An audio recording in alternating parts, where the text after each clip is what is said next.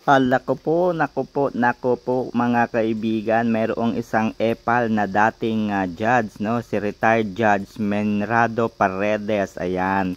Isinauli nga po nito ang kanyang natanggap na Golden Pillar Award, no? Golden Pillar of Law Award na ibinigay sa kanya ng Integrated Bar of the Philippines, ayan. Isinauli po niya itong award niya dahil sa pagkadismaya. Akala kasi niya siya lang yung nakatanggap ng award na Golden Pillar of Law. Ayan, so nung malaman niya nakasama po si former President Duterte na pinagkalooban po ng Golden Pillar of Law Award, isinauli po niya. So meron pa siyang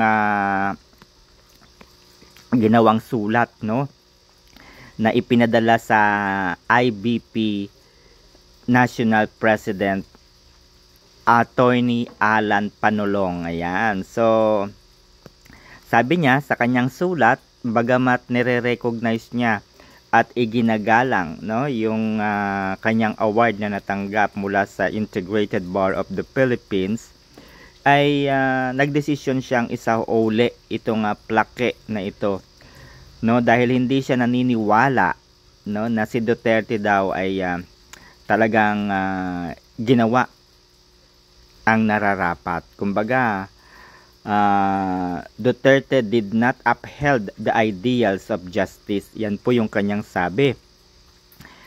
Integrity and the rule of law. Akalain nyo yun, hindi daw nagampanan ni Pangulong Duterte yung mga bagay na yun. So dinagdag niya, this is not a protest but an expression of disappointment and disgust. So kalain nyo, may ganun pa siyang nalalaman.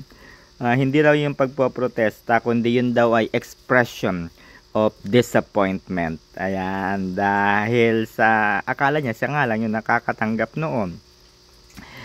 Ginawa ko itong bagay na ito in solidarity with the victims and their relatives of human rights violation. O di ba? Meron na kaagad siyang judgment, no? Pero kung titignan natin, nasaan ka ba, Menrado Paredes, noong time na kinakasuhan si Duterte o nung nandito po sa Pilipinas si Duterte, no, after the presidency? Kung meron kang nalalaman na mga bagay na ginawa ni Pangulong Duterte laban sa mga, alam niyo na, sa kanyang mga ginawa kaugnay ng pagpatay, ganyan, bakit hindi ka nagsampa sa kanya ng kaso? Justice ka pala, judge ka pala, damukal ka, no? Damukal ka, isa kang paepal na abogado, hindi ka lang kasi kilala tapos nakatanggap ka. Well, anyway, ang totoong DDS, mga kaibigan, o yung Duterte talaga, yung pro Duterte talaga, hindi rin naman namin gusto yung award na yan na ibigay kay dating Pangulong Duterte. Bakit? Ano po yan pampalubag loob. Oo, pampalubag loob po yan, kasi nga ganito yan. Galit na ang milyong-milyong Pilipino kay PBBM. Galit na. Kaya nga, bago po yung October 12, ang dami nang nagrarally, no? Ang dami ng mga Pilipino yung nandoon sa EDSA Shrine, nandoon sa harapan ng Malacanang, nasa Mendiola, nasa Polytechnic University of the Philippines at iba pang mga universidad, no? Kahapon, ang dami pong nagrally kahapon. Ano bang petsa kahapon? Sige nga, anong petsa kahapon? October 10. Ang daming rally kahapon. 10 pa lang yun. Yung rally na yun, mga kaibigan, ang isinisigaw, mag-resign na si Marcos. Kasi yung inaawit nila ay Marcos, Marcos, magnanakaw si Marcos. O, diba? Ganun po yung mga kinakanta. So, ibig sabihin, galit na ang taong bayan sa korupsyon. At sino nga po yung naging tulay, naging daan para maging malaya ang pagnanakaw sa kaban ng bayan? Walang iba kundi ang Pangulo.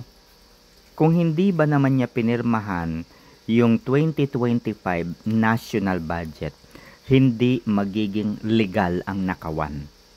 Dahil nasa kontrata po, no? Nasa kontrata ang 2025 General Appropriations Act ay tila isang kontrata, agreement.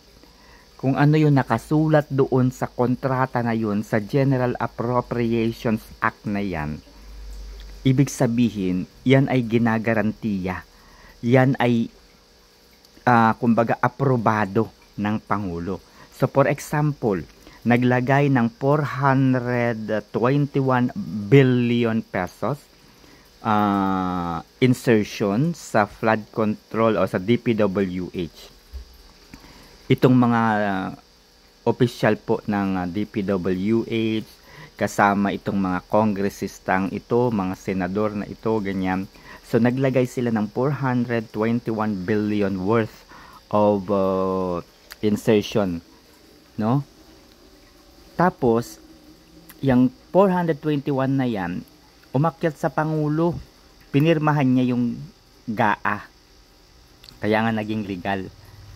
So, ibig sabihin, kinonsinti ni Pangulo yung pagnanakaw na yan. Hindi lamang po niya kinonsinti, ginawa niyang legal.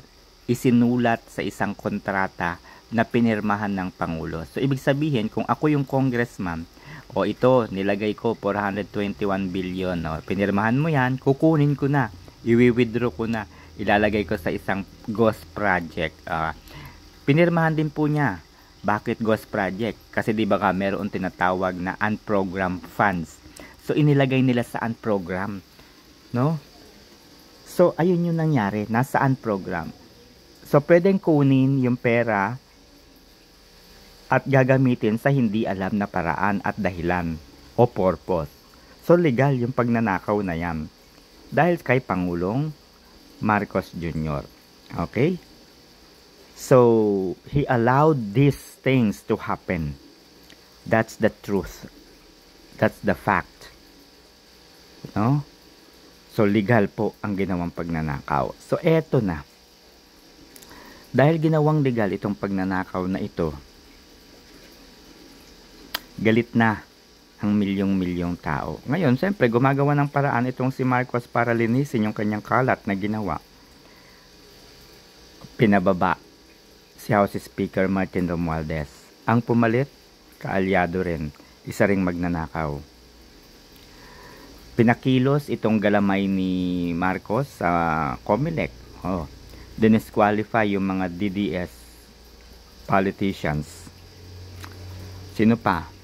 Ito pang si Remulla. Si Jesus Crispin Remulla, pinilit na inilagay sa ombudsman. So, galit na po itong taong bayan. So, siyempre, para hindi po magalit ang taong bayan, kunyari, bigyan ng award si Duterte. Para tuwan-tuwa yung mga Pilipino, tuwan-tuwa yung mga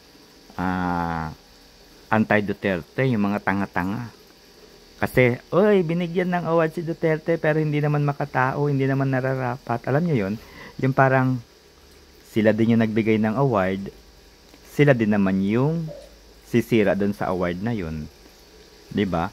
Pero kung ikaw ay talagang Duterte or pro-Duterte, hindi ko ina-appreciate yung award na yan. I don't buy that award. Because that award is para linlangin lamang yung tao. Parang paniwalain lamang, para maglubag loob ba? Oo, pampalubag loob ang tawag dyan. Okay? So, pampalubag loob. We don't need that award. Kaya ikaw, Menrado Paredes, soli mo yan, sa'yo yan, siksik mo sa baga mo, kahit yung kay Duterte, kunin mo na din, ilagay mo na rin sa sa bahay mo, ilagay mo na rin dyan sa iyo, okay? We don't care that award as well. Kasi kung ako kay Duterte, ilalagay ko dyan, nakatanggap ng Golden Pillar of Law Award itong si Justice Menardo Paredes. Hindi naman ito kilala. Anong nito achievement? Hamak naman na kilala si Duterte no kumpara sa iyo, 'di ba? So kung meron magsosol ng award, hindi ikaw, si Duterte. Mm-mm. So, ayun na. Sa kanilinaw po ng IBP. Anyway, kahit linawin po ng IBP, ano yan hindi nila yung mapapalusutan. Ang sabi ng IBP, yung award na yan, hindi pinag-uusapan dyan yung political side. Hindi dyan pinag-uusapan kung may krimen, kung may ginawa, kung may kaso o wala. Hindi pinag-uusapan yan. Labas yan sa kanilang guidelines. Ang nasa guidelines lang, basta ikaw ay abogado, ginampanan mo yung pagiging abogado mo sa loob ng mahabang panahon at ikaw ay nabubuhay, 50 years ka nang nagpa-practice ng batas, di ba? Qualified na qualified si Duterte. Buhay na buhay. 50 years as a lawyer. Ano pa? Naging pangulo pa nga And hindi nga po siya na-disbar ever since. Na-disbar ba si Duterte? Hindi. Ibig sabihin, nagampanan at patuloy na nananalaytay sa kanyang puso, isipan, ang pagbibigay ng tapat, makatarungang paglilingkod sa mga Pilipino at sa bayan. Siya ay tumutupad sa kanyang ginampanang tungkulin bilang abogado. Sumusunod sa batas, sa konstitusyon. Wala siyang nilabag. Kasi kung may nilabag siya, matagal nang nadisbar yan. Ikaw ba naman pumatay ng marami-raming mga tao-tao dyan na sinasabing ninyong extrajudicial killing? Kung may pinatay yan, matagal nang nadisbar yan. Si Larry Gadon nga, nagsalita lang ng bobo, nadisbar. Diba? Si Larry Gadon nga, nagsalita lang ng bobo, nadisbar na. Si Duterte pa nga, hindi lang bobo sinasabi niya, putang ina. Diba? Nadisbar ba? Hindi, kasi Korte Suprema na rin po ang nagsabi. Ang pagmumura ay hindi pagmumura na dapat kainisan. Ang pagmumura is expression lamang. Ayan, na huwag sanang dibdibin. Huwag masyadong balat sibuyas. Kung pumunta ka sa Batangas, particularly sa dun sa lugar ng aking kaibigan, sa aking best friend, saan nga ba? Basta sa Batangas. Balayan, Batangas. Pag napunta ka doon, naku po, ang murahan nila matindi pa. Ang sinasabi nga nila, ay putang ina mo, ay hayop ka, di ba? Ay nakaw, putang ina ka. Hindi po biro, hindi po ano yun. Hindi po masakit yun. Yun po ay expression nila doon. Di ba? Kaya ako nga pag sinasabihan ako ng putang ina mo, ang nire-reply ko dun sa kaibigan ko ay putang ina mo rin. That's an expression.